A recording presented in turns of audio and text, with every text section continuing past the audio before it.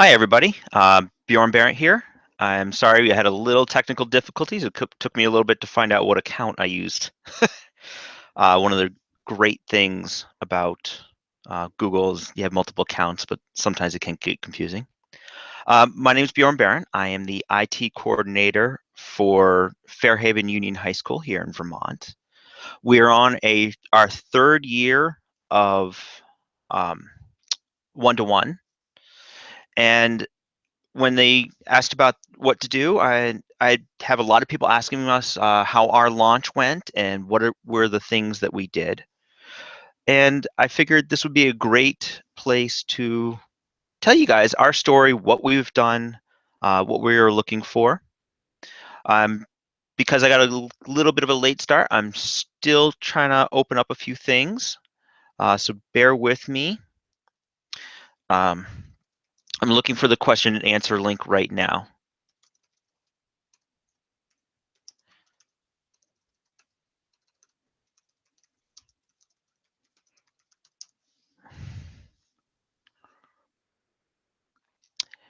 And while I am looking for that, so we'll get that up, I do have a presentation to kind of go through and to talk about what we have done. So let me try and get that up. So share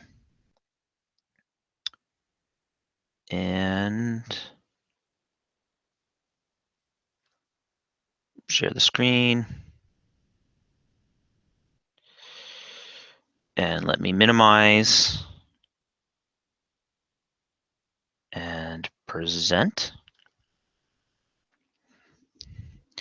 So what we are having here, and I'm hoping you guys are going to be able to see it,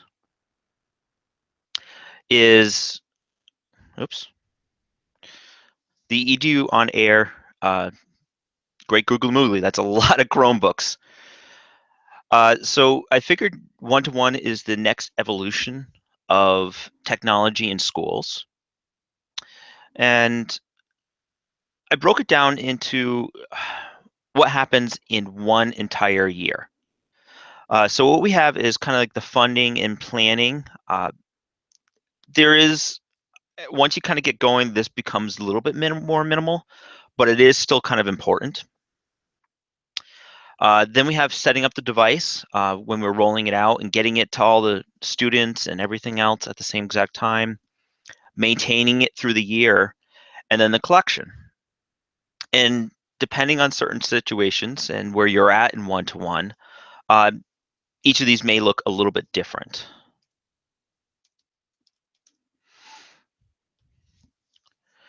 So funding and planning.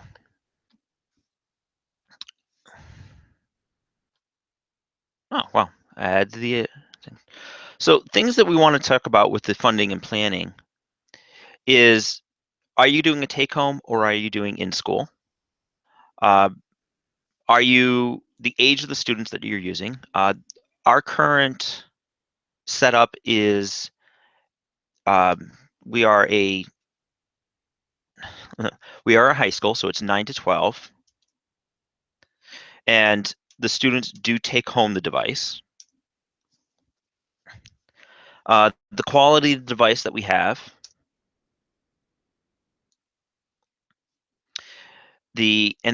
our teachers getting them. So in our situation, the teachers are getting them at the same exact time as the students. We chose our first year. We did the Acer 720s, which was a pretty good device for the time. And then we also have, we chose to give all the teachers them. This round, because we've already gone through one full round of this, we have the C202. And actually, I have both of them sitting in front of me right now, whereas I'm presenting from the Asus, and my second one that I'm typing in right now, trying to get to the Q&A, it happens to be the 720. But I will say our refresh cycle, which I think is coming up, the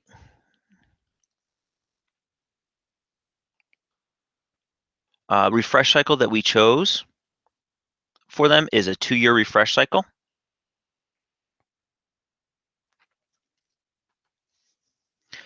So which turned out to be really good for us in maintaining it.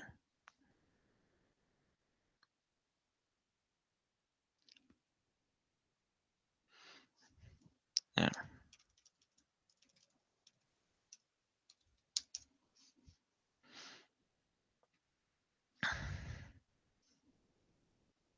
Yeah, sorry, I'm talking with the EDU support right there. Ooh, final details. Ah, there's the Q&A link.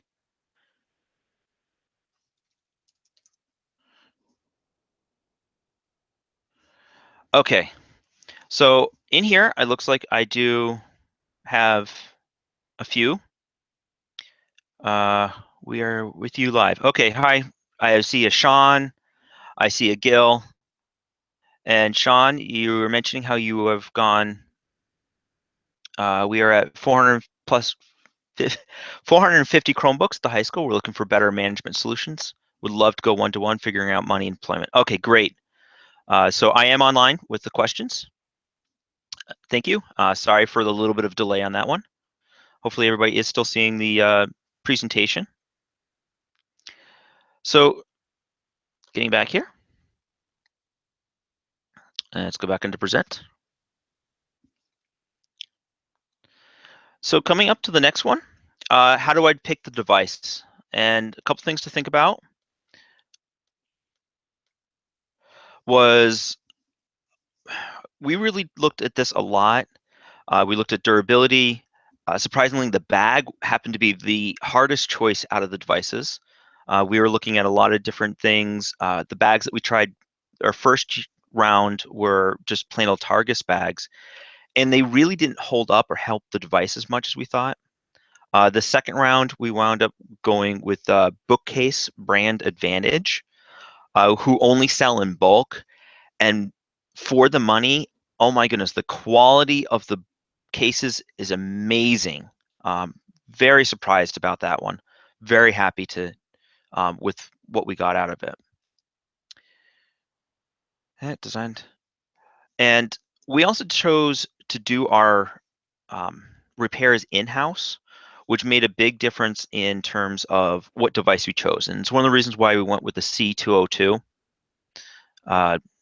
and this round. And when I got my testing ones, we spent a lot of time actually taking them apart. So it really was a that was part of our process, was disassembling them. And if you follow my blog at all, edlisten.com, you'll notice that I've actually done teardowns of I think the HP Chromebook, the C202, really directed at for education. Now, paying for them was a whole different story, because I mean we had to go down through and um, Tina, you're mentioning about what data went behind a 2-year refresh cycle. That's actually a really good question. What happened was at a previous school before I went into this one, we had done a one-to-one, and we decided to try and do it um, with a 4-year cycle. And after 2 years, they were destroyed on a take-home one-to-one. So when I went into this one again, I told them right off the bat, we're only spending $200 on a device. That you lose about $100 worth of equity each year. So we decided to say we want 2 years. So we went with 2 years, and it was the best choice we made, because after 2 years, the devices were completely worn out. It wasn't from misuse, but they were completely worn out. Uh, People were asking about the Lenovo's. We did look at the Lenovo's, and I will have to admit that we had a great. They're durable, but we had a lot of trouble with some of the um, basic uses of them.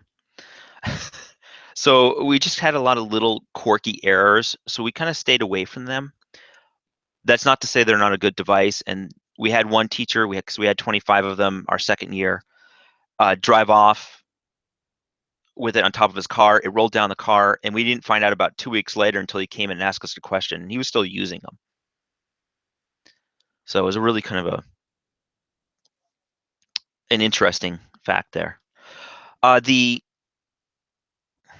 financing of them, paying for them. Some things to think about is, where are you going to put them? How many are you going to keep after the lease is done? So what I looked at is, after I knew that I was going to only keep them 2 years, and I knew that after those 2 years, I didn't want to sit on 500 Chromebooks anymore. So what we did is we decided to go with a lease. And what I learned about leasing is that there's two types of leasing. There's a fair market value lease and a buyout lease. The buyout lease means you pay for basically the whole entire device plus a little bit of interest, and then you buy them out for $1 and you get to keep them. And then there's the fair market value lease. The fair market value lease is actually something you pay for the loss of equity over the time. So because we're on a 2-year refresh cycle, we do a fair market value lease. We don't even pay the full cost of the device. We actually just pay. So if we've spent $250 on the device, and the fair market value, basically it loses $100 of value each one, we'd only pay like $200 for the total cost of the device. So when looking at it, where you do a buyout lease, you say, here's the lease cost, you multiply it 1 times 1.2. Whereas the fair market value lease, you actually multiply under 1%. It's doesn't really save you a lot of money. I can't. We saved a couple thousand in the end. The biggest problem is shipping back the devices. You have to plan for the shipping costs, and you also have to plan. There's a big question mark about the devices that you can't send back because they are completely destroyed. So we learned a few things, and what we wound up doing is saying that we're going to buy 450 of these on fair market value lease, and those are all going to get sent back. And then we're going to buy out 50. Out of that 50 doesn't mean we're keeping 50. That means we're paying for the ones we can't send back because, well, a student completely lost it and it's no longer, or it's completely destroyed because water got spilt on it and it was easier to not even fix it than it was to um, send it back. But maybe we have about 25 of those that just are completely destroyed or completely missing. And then we have another 25 that we use as the spares for the next day, next time around. We also found out that in doing this, it really helped out to give them to all teachers. And as soon as we gave them to all teachers, all the support staff and everybody else got them too. And it really helped out. Um, so in this case, infrastructure, and I can't express this. We've went into this with a good infrastructure, and since we've done it, we've gone from an access point in every other room to now we're having an access point in every room. Our bandwidth, we've upgraded. So we've put a lot of money into our infrastructure. On the flip side of that is we've also removed the majority of our servers. So we do have like one virtual server at a central location, which is kind of acting as our print server and a domain controller. But we don't have any more local storage. We don't have any more internal servers. So in terms of workload and infrastructure, we've put it all into making sure our wireless works really well, but we have bumped back in terms of what servers we have and things around that nature.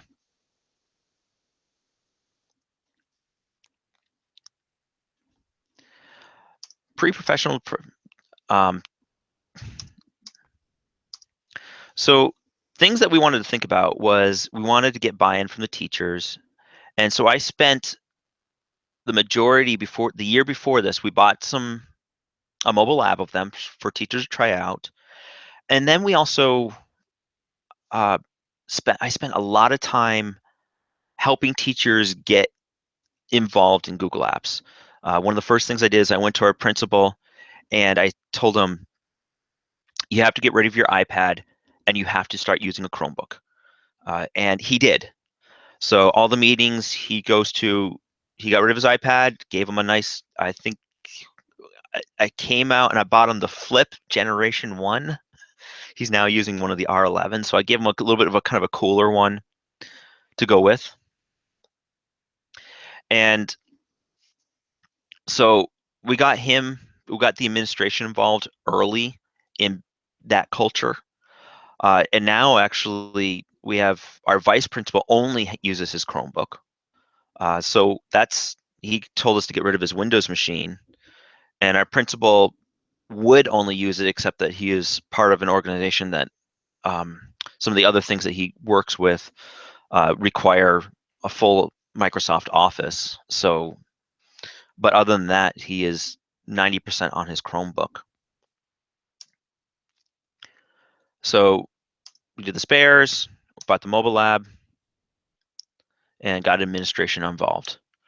Okay, rolling out. So when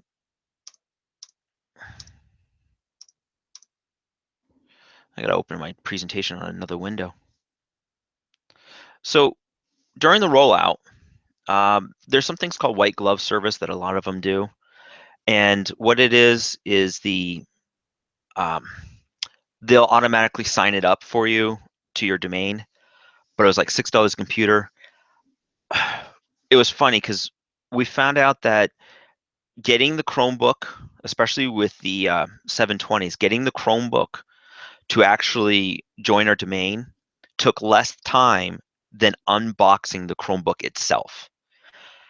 And so when we were on round two and looking at devices, one of the things that I started looking at was how quickly can this be unboxed? And I'll tell you, it takes much less material and half the time to unbox the Asus C202 than it does the Acer 720. So that really became a thing. Manpower, there's just two of us. We spent about 2 weeks during the summer unboxing and setting them up. So that is a chunk of our summer, but it really is a very quick process. Something we did find is that you do want to try and update these during the summer and as part of your process, and that can take a little bit of time too. Some tools out there that we were looking at, USB Rubber Ducky, Centipede, and those are basically keyboard emulators. You can plug them into the USB and it'll emulate keyboards. And while we started going down that route, something that Google implemented was the ability to, at the login process, to associate with an asset ID, and that's something that we do.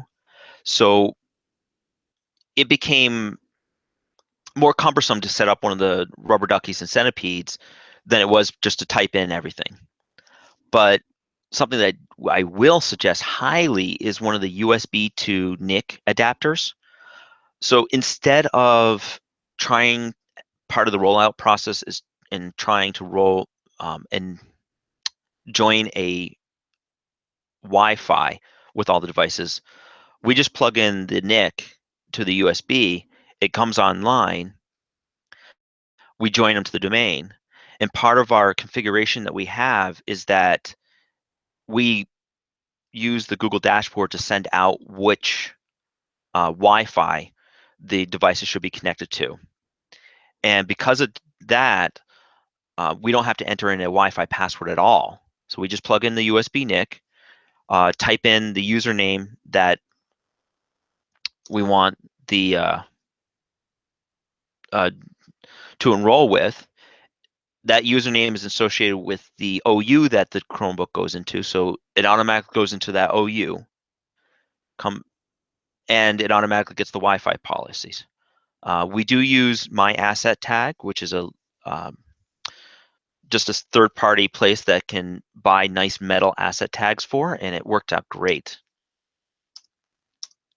So in the dashboard settings, I think I alluded to this, we have a place that we have the user that can go into the same OU.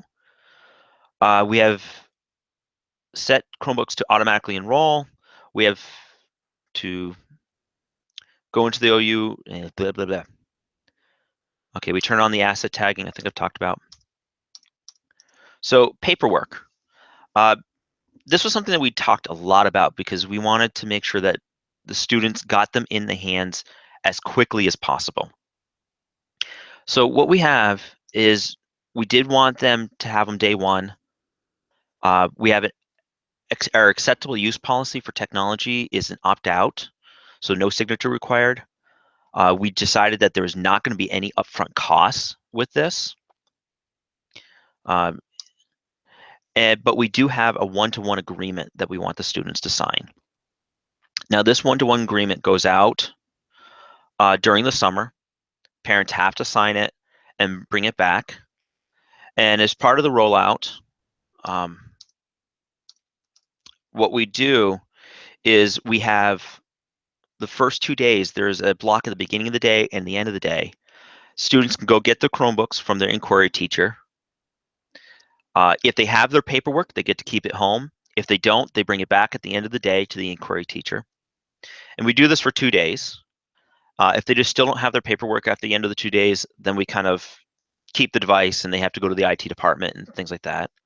I have a spreadsheet that I manage that as I get the one-to-one devices in, I enter it in. All the teachers can see it, whether a student is in or not in. So it actually, we did it this year. It worked out really well. We got this Chromebooks out very fast. And it worked. I'm very happy with it. Okay. So the fees. Don't expect to, when you're doing the fees, don't expect fees to cover any repair costs. Just what we took is a deterrent approach to this. And I realize I haven't looked at the question. So what we have is actually, we first year we did insurance and we dropped it. We just did not feel that it was the hassle of going through the insurance was nowhere near the payoff, and we could fix it in-house considerably easier. What to the end? So what we have is 0 upfront costs, and what we do is a $25 incident fee. So we only pay if there is a problem, and we only hold someone come if they have an accident, and we'll only hold if they have an accident. What's nice about the fee is that it's small enough that we usually do get the students to pay, but if they keep going, if they have multiple incidents, they keep paying, and you can see them getting annoyed. You can see the parents they get antsy about having to tell their parents, but it's not so much that they'll hide it or they just won't pay it. So the $25 incident fee seems to be a good amount. The only thing we can hold back if they have a balance is seniors don't get tickets to the graduation. Everything else is kind of on your honor. Maintaining it, and I'm going to kind of go quickly because I meant to be done by now. How many do you need? How will they be checked out? What policies surrounding them? What I'll have to say about our spares is that most of our missing Chromebooks happen to be spares. So get a good way of keeping track of who takes them out, who brings them back, and how much, and get on top of them very quickly if they don't bring them back. Like I said, most of our missing ones were spares our first year. This year, now that they're really being used in the classroom, we're seeing a lot less need for them. So, but we're still fighting them. maintaining accidental damage. This is kind of what we're doing most of the time. We want a student to come in, get the Chromebook fixed, and out by the end of the day, usually within 5 minutes. Screens, it's funny because if they come in with a broken screen, we'll be talking to them as we're fixing it, and usually by the time we're done just kind of chit-chatting a little bit, their Chromebook's finished, and they look at us and like, what, done already? Wow. We send them away with the Chromebook. We print out their invoice. I give that to the business manager. The business manager takes care of invoicing the students. So that's how that works. If it really needs to be sent away, we'll just swap them with another one that we have so they can get there going. Helping out the teachers is more supporting them with the tools. I spent some teachers, again, helping them with workflow in Google Docs. It's a big one.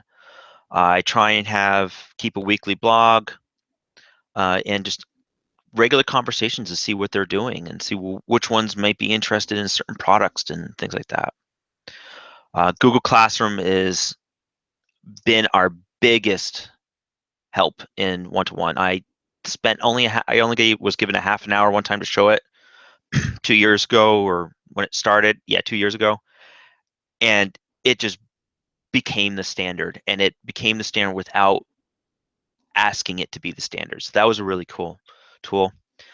We use Omnito to manage the devices so that teachers can see what other devices that they want, see the student devices. The collection process, big question that always came up is, will they keep them over the summer? And are they needed for exams? We struggled with this. The first year we said, yes, you can keep them over the summer. You just have to request. It became a nightmare, an inventory nightmare. And then we're also on a 2-year turnaround. So we could only offer it every other year to keep them over the summer, because every other year we'd actually have to collect them and send them back. So what we kind of did is we went to guidance and said, okay, you guys need to manage who's allowed to have the Chromebooks at school. And so the student has to go to guidance, prove to their guidance counselor that they need it for an educational reading before they get sent home for the summer. And if they get sent home for the summer, they usually use the spares that we have on hand that the school actually owns. Now, the collection, what we did is during exams, we want them to have it during exams. I never understood having a one-to-one where we give them the device all year round and then we take it away for their final exam. So anytime during the exam period, they can hand it into the IT office, and we will take it in and collect it. It usually means Friday after the last exam is pretty busy, but it does spread it out over the week. And then students kind of decide what exams they need it for and hand it in when they can hand it in. And we do specify there's a potential $100 fine if they don't hand them in. Just the IT office collects them. So it's myself and one other person that kind of handles the collection process, so that doesn't get too confusing.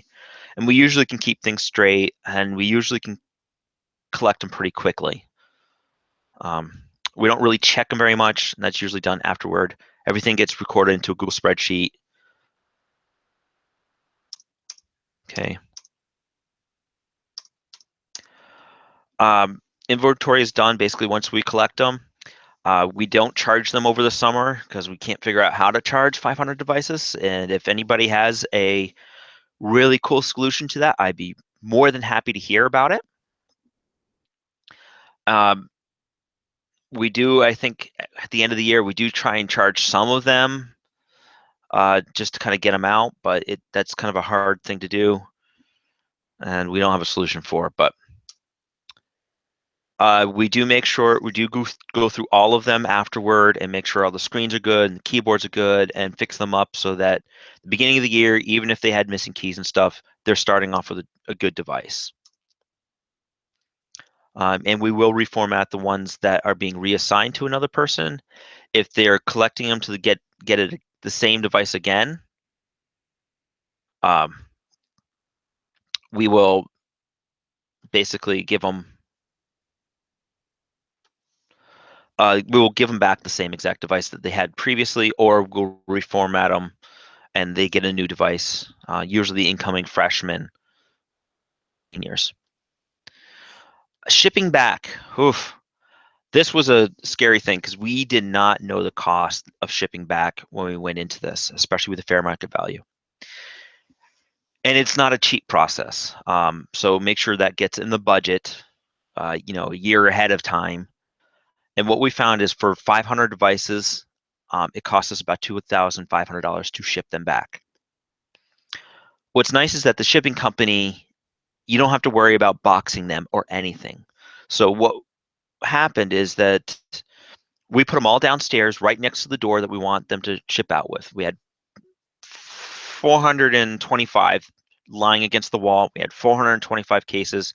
My partner and I went through and made sure all of them at least turned on. That was the minimum that they wanted. And so we went through. The shipping company came. They opened up this big box. They had all the packing material, and they just lifted them up, put them on the box, lift them up, put them on the box, packed them up, put them on the truck, and a half an hour later, they were all gone. So it was a really great experience. Uh, uh, the reason why we did go through and make sure that they all at least turned on, because that was the minimum requirement that the leasing company wanted. So some of them, they had cracked sides and things like that, and they'll charge us for everything that doesn't work. So if we have a bunch that are destroyed or that doesn't work because of broken screens, they would have charged us $80 for every broken screen, whereas if we kept it, they only charged us $50 to keep it. So that's where that buyout versus fair market value lease is. We planned for that in the next coming back. So at this point, I don't see any other extra. I see some people saying that they're keeping them in charging carts. And I'm going to check the questions. See if there's anything else. What do you know about Novos? Start at the bottom. We're live. Oh, who am I? I'm actually an IT coordinator for the school. I do hold a master's degree in education. I don't hold a teaching license. Kind of working in education is its own little beast. And I was always helping out teachers, and I liked the integration part of pieces, but I also like being the techie and things like that. So I chose to go back for my master's in education to learn about how to better help to support the teachers. And it's worked out well, but my position is the IT coordinator. There's a desktop support person that works with us. We're both 220-day contracts. Um, we have about 450 students. So we're really well staffed, but it helps. We're trying to figure out money. I think I covered the money options. Keeping them in charging carts. We've thought about doing that, but that's a pretty, 500 Chromebooks is a lot of charging carts. So there's a thing with that over the summer. If you're not bringing them home, that is something that you will need to be thinking about. And I think I talked about the Lenovo's beforehand. Yeah, they were a decent device. We love the flip camera, but I don't like the internal components. CTL makes ones that are in the same form factor as the Lenovo's.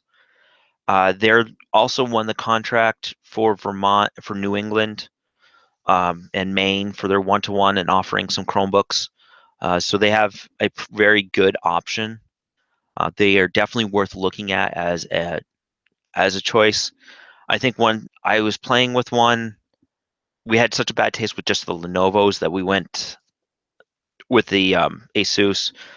And again, our biggest thing was we wanted to repair in-house, and Asus had the best device for repairing in-house. Okay, at this point, I'm don't see any more questions, and I know I'm a little bit over, but I started a little bit late. I'm sorry. And I want to thank you very much, and have a good day. Exit live event, Google Hangouts, stop. Bye, everybody.